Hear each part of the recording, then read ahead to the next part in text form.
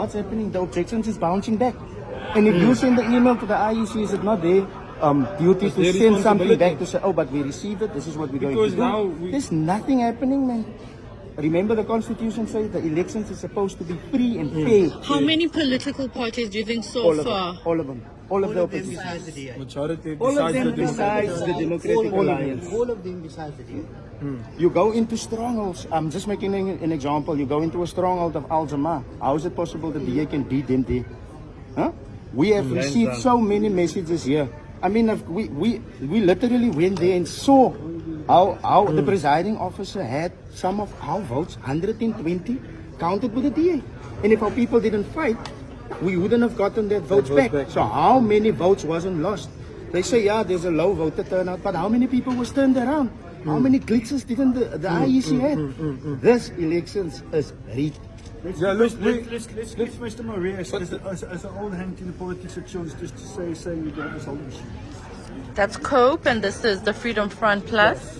Is all I can say is that in a democracy, the one thing that makes it work is complete honesty, fairness, and each vote must be of equal value.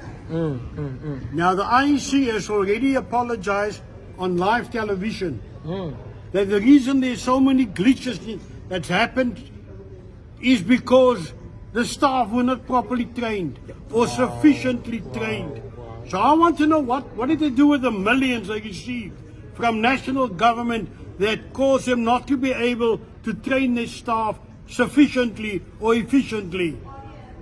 Now, if we cannot go the route of the rest of Africa, where every election results in a revolution, where parties are dissatisfied and they overthrow governments, but if this is the way they're going to run elections, we are not far from our own Arab Spring, where the youth will rise later and say, if we can't overthrow you at the polls, then the youth say, we must overthrow you with other means.